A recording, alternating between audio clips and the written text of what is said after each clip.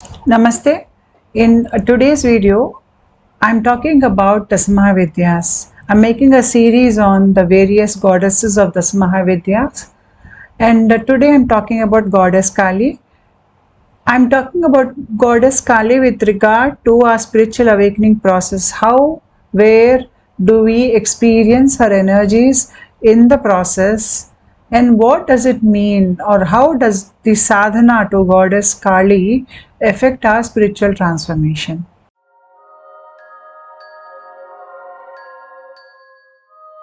The Dasamahavidyas, they represent the many forms of Shakti, the feminine energies.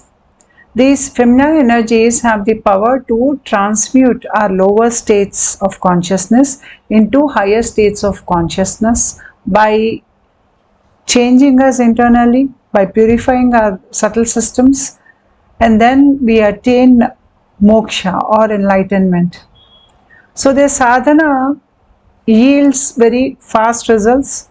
It can take a person to the enlightened maybe in a matter of 1 or 2 lifetimes, but this should be done strictly under the guidance of a guru. We cannot do it on our own.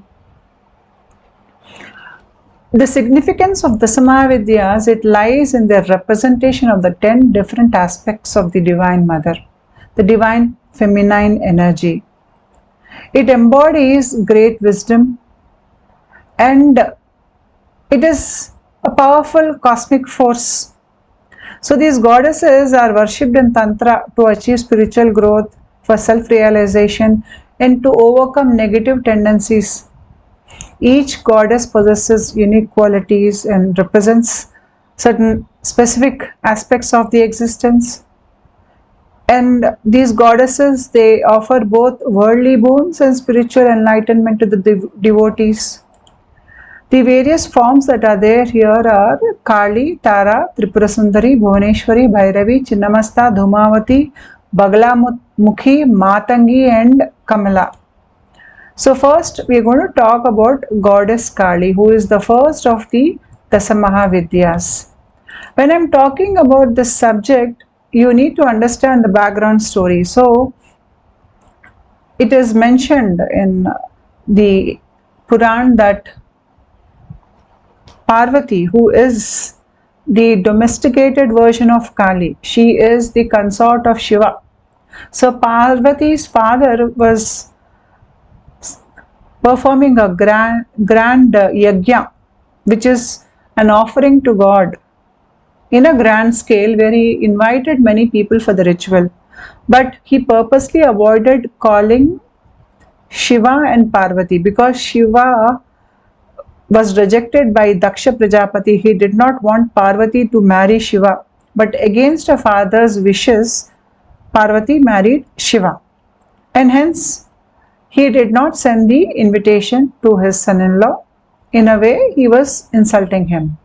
But Parvati insisted on going to the yajna even when she was not invited, because she thought she has to go there and discuss this matter with her father, and she did not like the idea that her husband was being sidelined.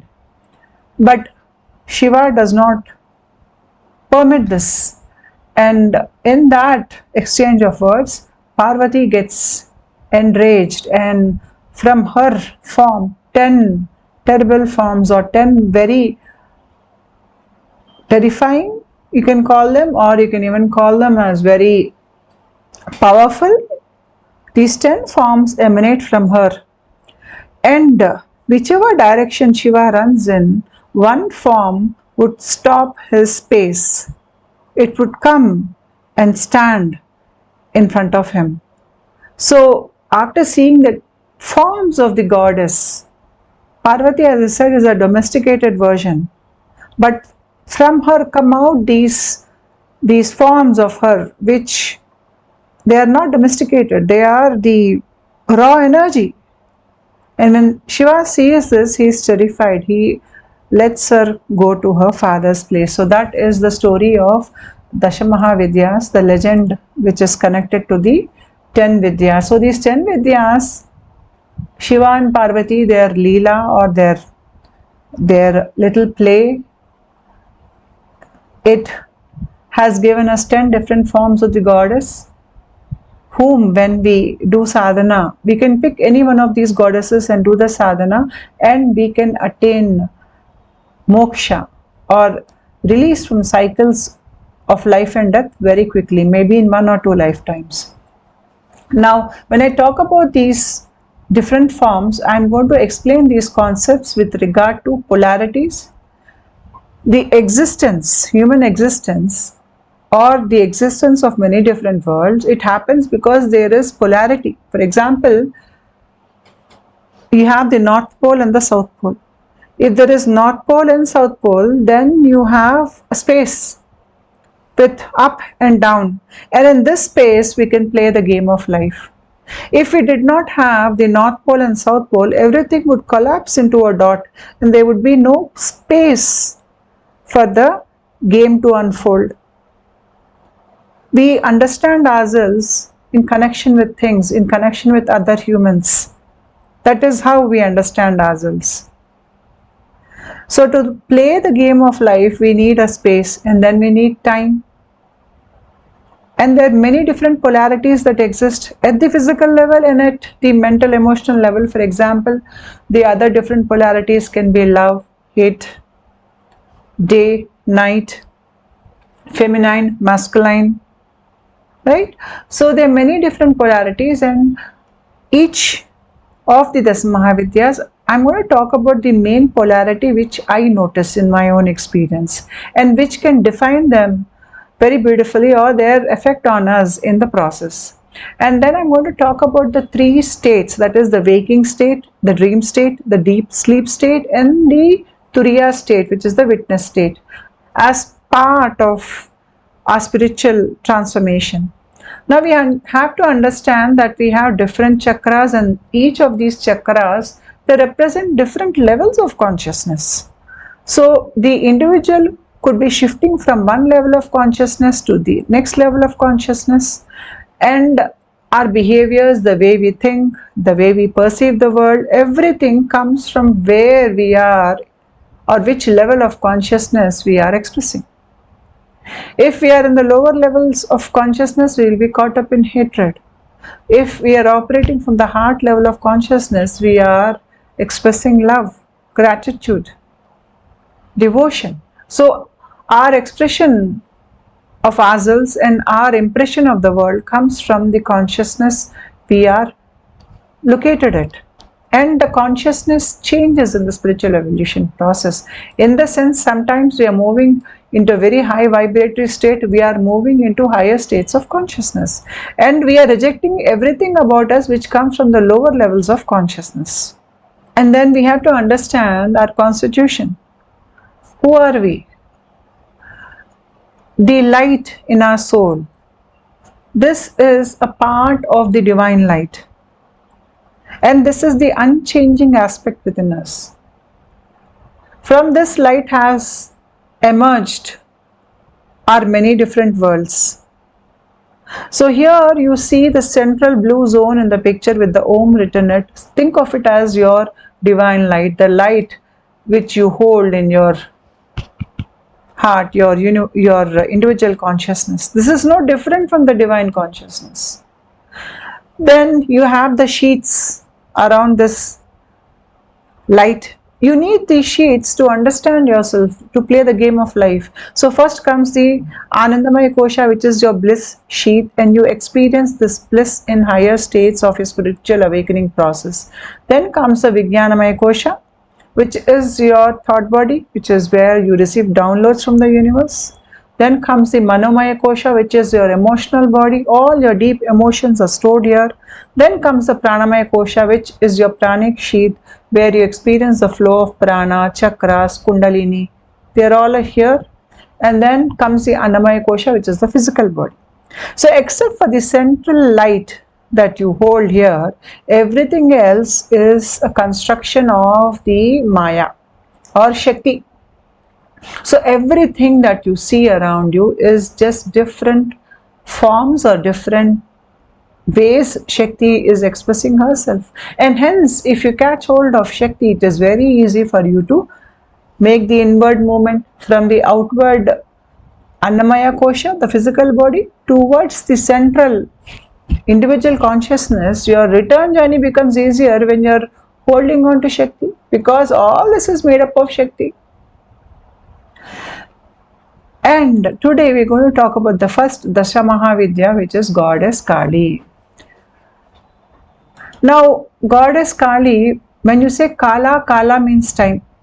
So she is the one, she allows us to see through the sense of time. See, how we perceive time depends on which level of consciousness we are. When a person is unawakened, they see time as a line which is moving forward, where there is a past, there is a present, there is a future.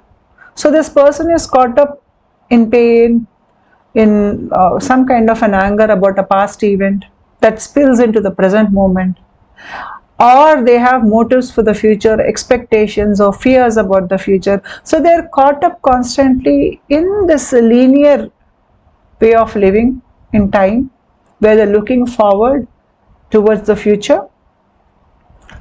And as long as a person is living like this, their brain is only open for about 3 to 4% of it is open. Remaining is all closed, it's locked up. So an unawakened person is only using about 3 to 4% of their brain. The remaining 96% is closed. They don't know what exists in it. The brain centers are inactive there, and hence they cannot look into their own inner darkness. And whatever actions they do, they see themselves as a doer, or as a sufferer, or as a victim, or as a rescuer. While playing these various roles, they get caught up in karma because they think they're doing it. And hence, they go from one lifetime to another lifetime, where they identify with the body, with their name, with their family, with their beliefs, with their emotions, with their thoughts. They don't understand that all these are just the egoic structures. And hence, until that realization comes to them at a much later life, they are coming to life in another lifetime, and then they are dying. Again another life, again death. So this is how an unawakened person lives. So Goddess Kali, she represents timelessness. And she allows us to see through the constructs of time. She allows us to experience the change in how we perceive time.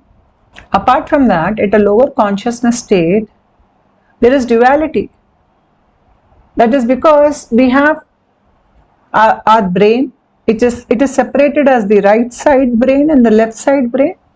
So the right and left side brain in an unawakened person, the neural connections or pathways are enough for the person to live a normal life. There is this separation that is there still in the brain as right brain and left brain.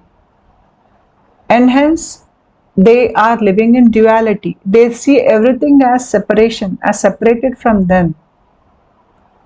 So the sadhana of Goddess Kali removes this duality. It removes this duality, and while it is removing the duality, we come out of this time construct which a normal person experiences.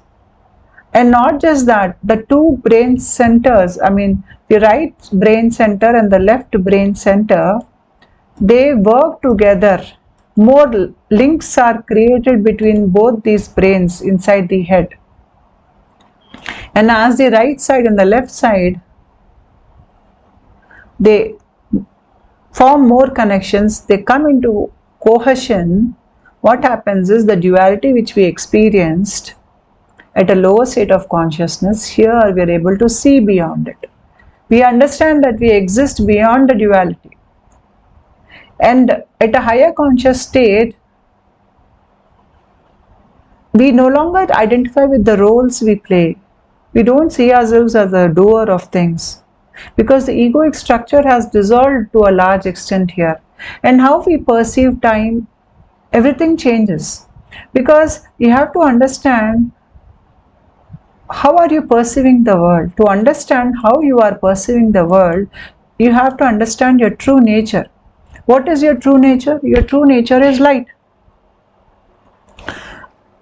When this light, it goes outwards, it is able to perceive the external reality.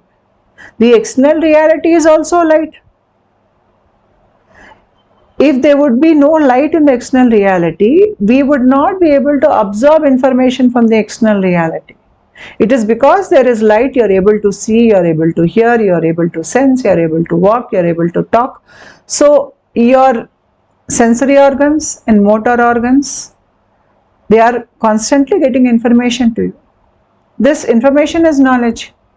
And how you understand yourself is in relationship with things. When you relate to things, when you relate to people, that is how your sense of self is getting established. Now, the sense of self will change depending on which level of consciousness you are. If you are operating from a lower level of consciousness, you might gain your sense of self with material objects. You may want that latest car, that biggest house, and your sense of self, your pride is attached to that. But when your consciousness shifts into a higher state, your attachment to that pride or that big house is no longer there. It is seen as a false construct. Now, where you live, what you own, it doesn't define you. Here your definition is coming, more or less it is coming from your inner light. Your inner light has increased in the process because of a sadhana, because of the internal change or purging we are having. Inner light increases. As the inner light increases, our knowledge increases. Our sense of self comes from a higher level of consciousness. Now, how do you know you have this inner light? For example, everything in the external reality, it goes dark. You can't see anything. Normally, when it is dark, still we can see something if we turn on the light, because external reality is part of your experience when you are on earth. But say, for example, you're in a place where there's nothing outside of you. It's pitch dark. No things, not even through touch can you feel anything around you. There's absolutely nothing around you. You are just alone in the vast universe and it's pitch dark. But still you will know that you exist. And how is it possible? It is because of your inner light. You know you exist because you hold the light of the soul inside of you. And this light of the soul, it increases as we raise in consciousness and as we are dissolving the various egoic structures. So what happens is, when we do the sadhana of Kali, detachment comes in. And as detachment comes in, our relationship with time, our relationship with how we perceive ourselves, everything is changing, everything is transforming. And where does Kali reside in our body? She resides in the heart, because this is where we move into at the end of the process. The light of the soul is here. And she is even present here because in the process, as we are awakening, we are moving into higher states of consciousness. When we are moving into states of samadhi, here we go at a point, as we're moving upwards, we go beyond time. Everything gets wiped out. The North Pole and South Pole go back into the Bindu. So we are cut off from the external world and we go into states of samadhi where the last bits of impressions on our mind are wiped away, so that there is nothing more that can tie us to our earthly existence, and that becomes our last lifetime. This is part of the process. So here the goddess Kali is taking you beyond time completely to go into the higher states of samadhi. And while doing that, she is transforming you. Earlier, I made a video on Kali and her appearance. Few years ago, I made this video. I'll post the link to that video in the description box below. In case you have not watched it, you can watch that video also. So, when we are caught up in cycles of life and death, in a way, we are caught up in karma. So what is karma? Karma simply means that we identify with what we are doing. For example, you are doing an act and you think that you are doing it. You're doing it with that idea that I am the doer and I have certain expectations from what I am doing. That the outcome of that karma, it can be bad, it can be good, it will get attached to you. It is your credit or your lack of credit. And this plus or minus, that is gain or loss, it gets added to your total amount of karma of many lifetimes, which is the Sanchita karma. Sanchita karma is the total karma of your many lifetimes, where you identified with the body, you thought you were the thinker, you thought you were the doer. You did some bad things, some good things, knowingly, unknowingly, everything. Every cause has an effect. So, the effect of all those things which you did, good and bad, is your total karma, which is the Sanchita karma. And this is in your causal body.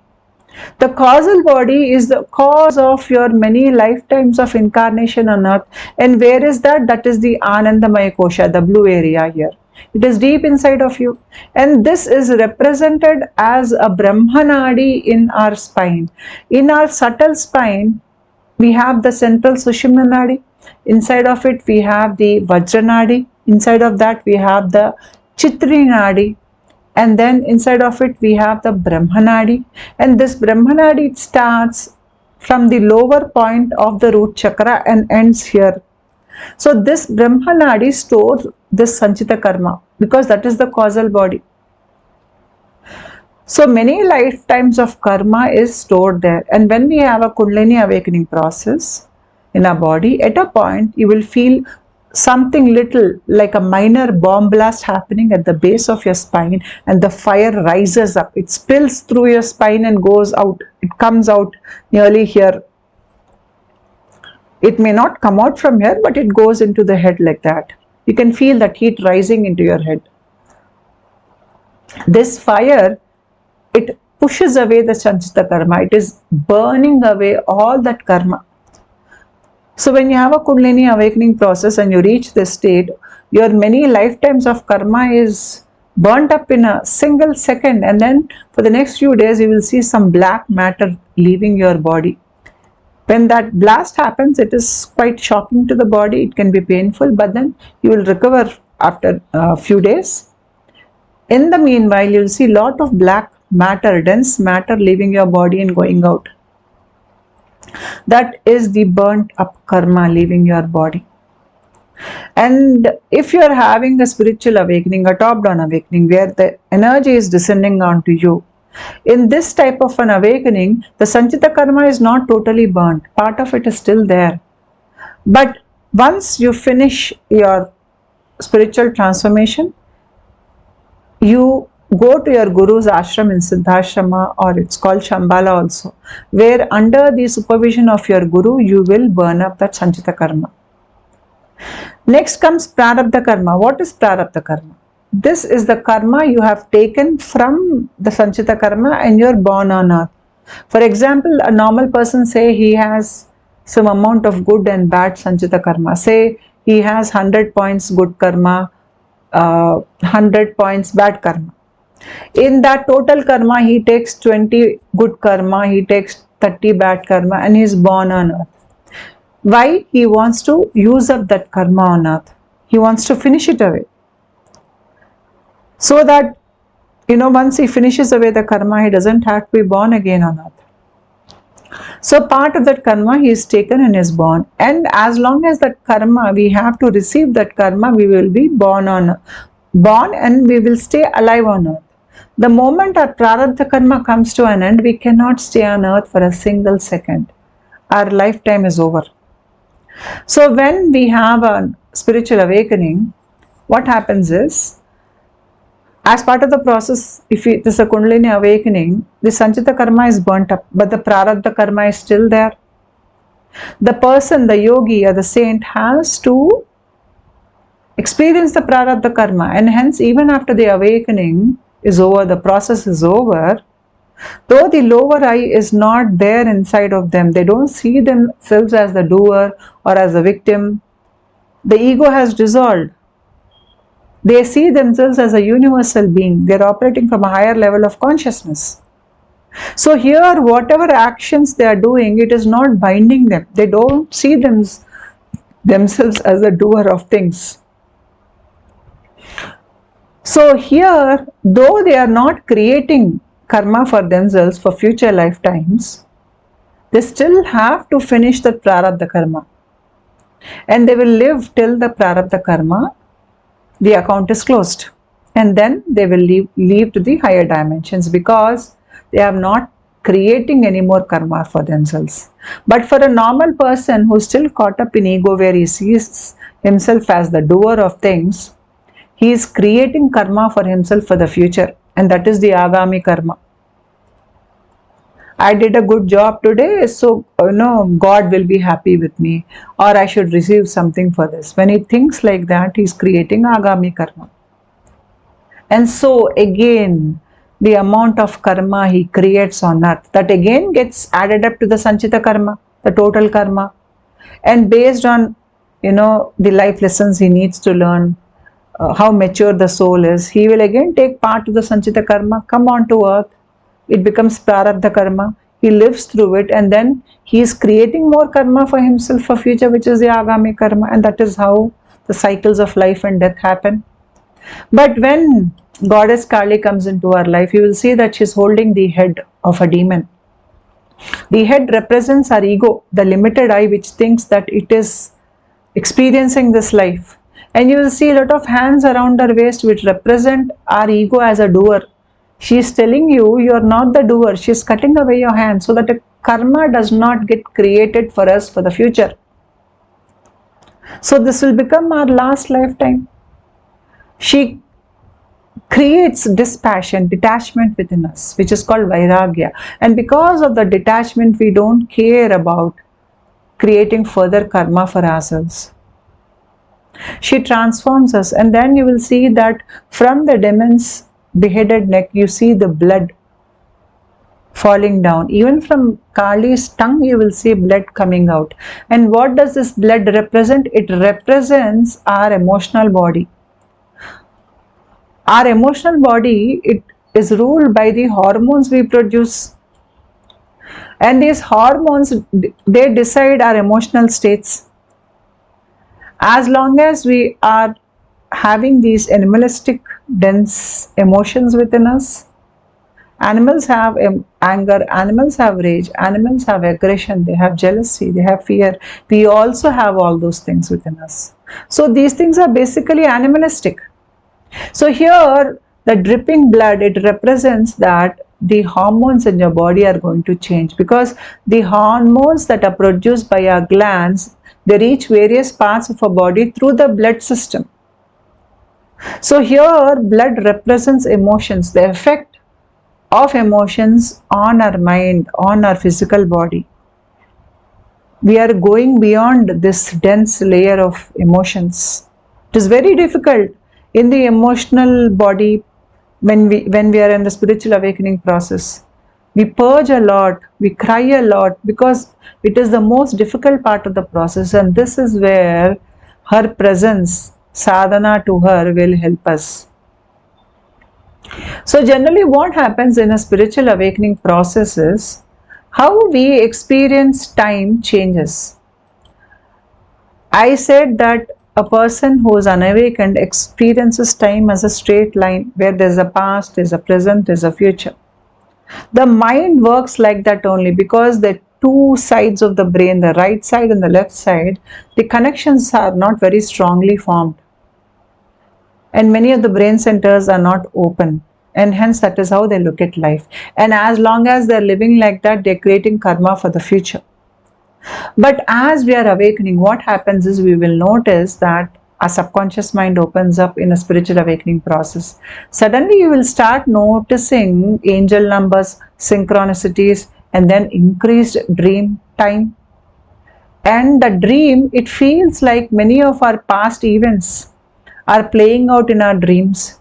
Or even in the wakeful state, a lot of the part is coming into the present moment, and you are again reliving those past moments in the present time. In a way, the past is spilling into the present moment.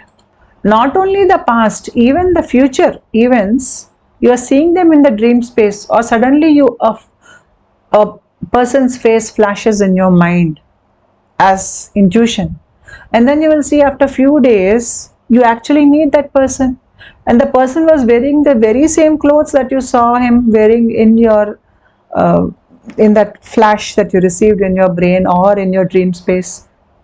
So here what is happening is that the events of the past are coming into the present to be sort of, there's a closure that is required. The closure is happening here, and events which are supposed to happen in the future are now coming into your present moment, even in your dream space, or sometimes in your wakeful states. And it feels like the past and the future are spilling into the present moment, and there some level of closure is happening. If not complete closure, parts of it are closing, and it is turning into knowledge in the present moment. So we are actually moving back and forth in time here. Now we are not experiencing time as something linear which goes from past to future. Rather, here we are swinging in between the past event, the present moment, again the future event, the present moment. For example, somebody has to pay you money and that person dies, so you cannot receive money from that person. To receive money from that person, to close that karma, you have to be born one more time. But because this is your last lifetime, what happens is that person will return the money to you in your dream space. And that is like closure in the dream space. And why is it so? What happens is, I spoke about the light of the soul.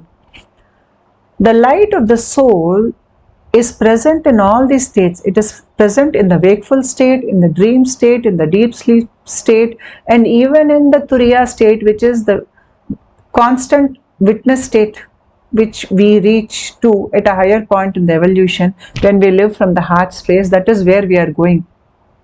So in all these things, what is continuous, what is not changing? Though the states are changing, there's something unchanging in those states, and that is the light of your soul.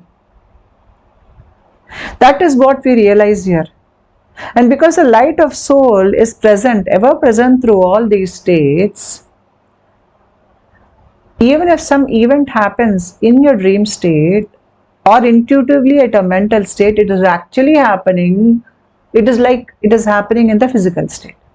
There is no difference between your dream states and the physical state. Something happens in your dream state, in your visions, it is actually happening in the physical state. So here you will see time as a loop. It feels like many different timelines are coming together. Past, future timelines, everything is merging into the present. You are learning lessons, you are closing a lot of karmic loops are getting closed, karmic relationships are getting closed, and in this you are gaining knowledge. So all that light is converting to knowledge. Now if you look at the loop here, a time loop in the picture here, you will see that the same numbers are repeated at every level. So for example, you have 11 at the top layer, 11 in the second rung, and then you have a 11 at the third rung. So where I said earlier, when a person was unawakened, they saw time as a linear line going forward, right? They could not have resolved or closed karmic loops of the past. They cannot do it because they're seeing time as a straight line. But because here it is looped, say your present moment is the 11 in the second rung, you're standing in the second rung, then you are able to access the 11 in the higher rung, which is the future state, and you are able to access the 11 in the lower rung, or in the lower loop, which is the third rung. So being in the middle space, you are able to access the future events and the past events, and you are able to resolve those events in the present moment. So here the structure of time, how we experience time, it all changes. It all changes because there is an inner transformation happening in our body. And what is this inner transformation? You will notice that lot of energy is rising through the central spine. You will feel energetic flow moving up the central spine. That is a Sushumna channel. And on either sides of the Sushumna channel, you have the Ida Nadi and Pingala Nadi crisscrossing. And wherever they crisscross, the chakras are formed. So the Ida Nadi, it represents your past. The Pingala Nadi, it represents your future. So those two channels are flowing. So the events of the past and the future, they're coming into unison, and then the Sushumna channel is flowing. So the Sushumna channel, when it gets more active, we are moving from the past and the future. The energies of the past and future are moving into the present. So you're becoming more and more present.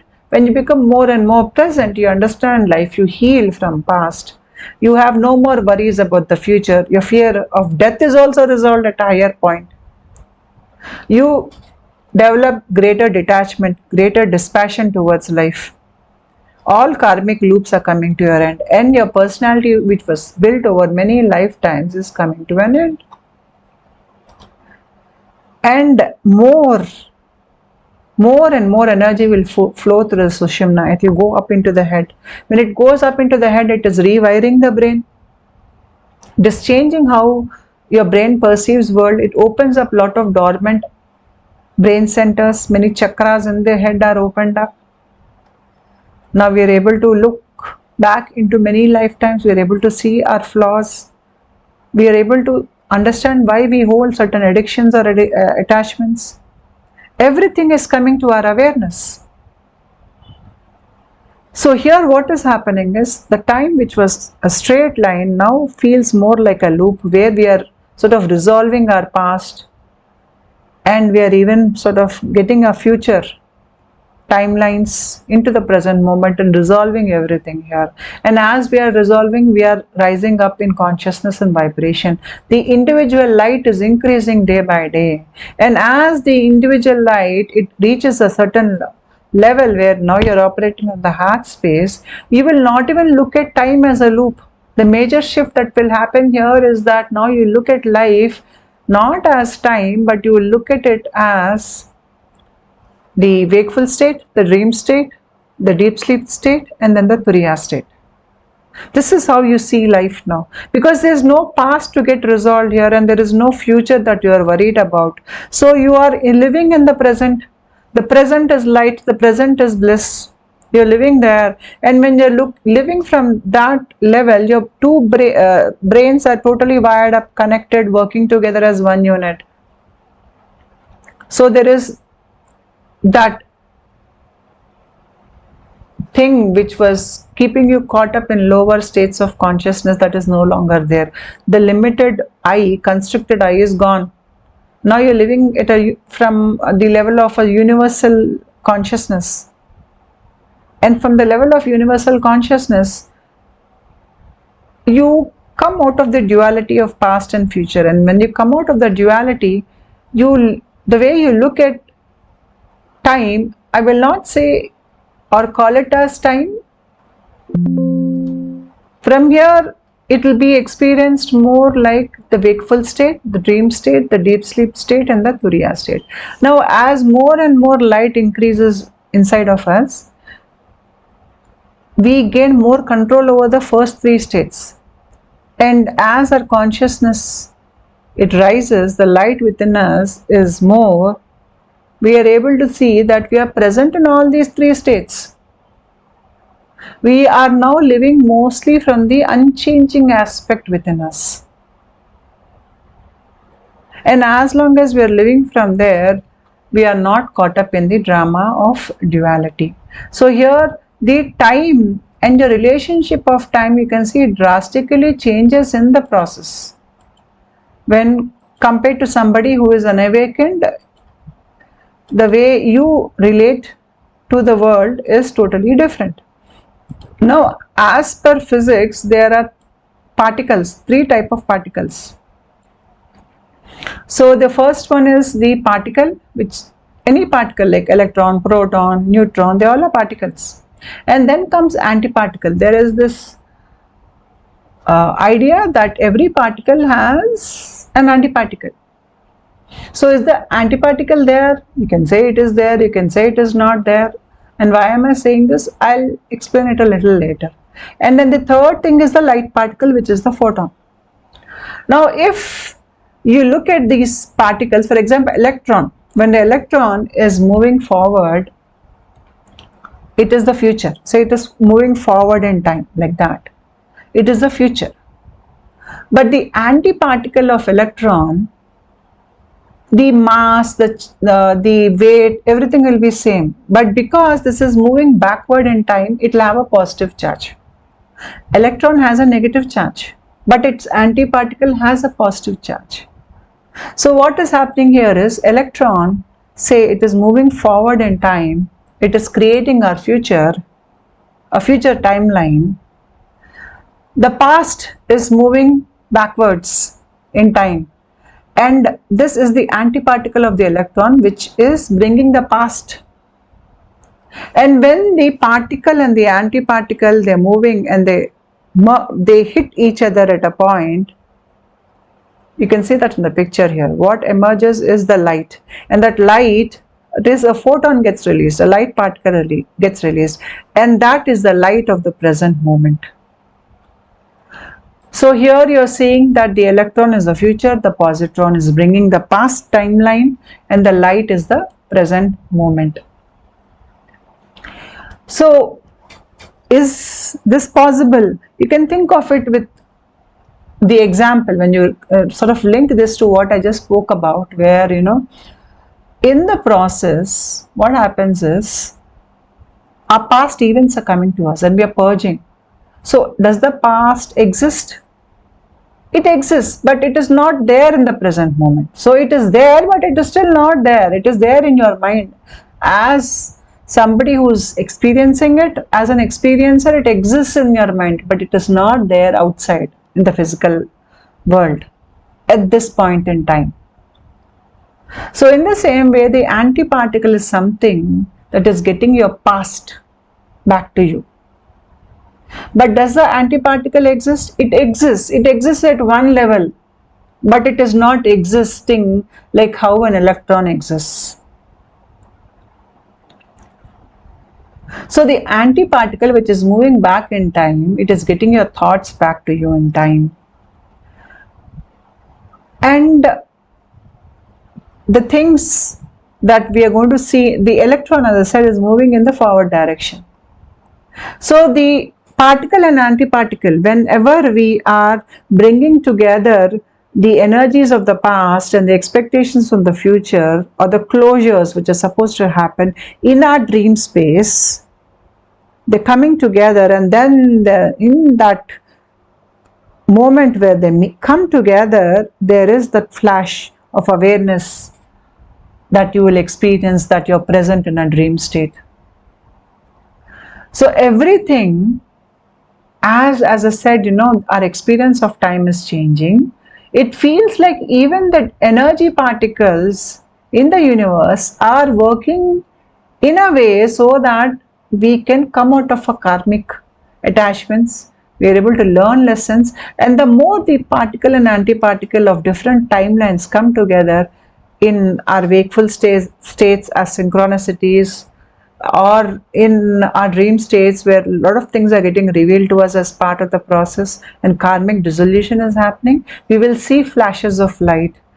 And these flashes of light, they allow us to gain a lot of knowledge about ourselves in the process.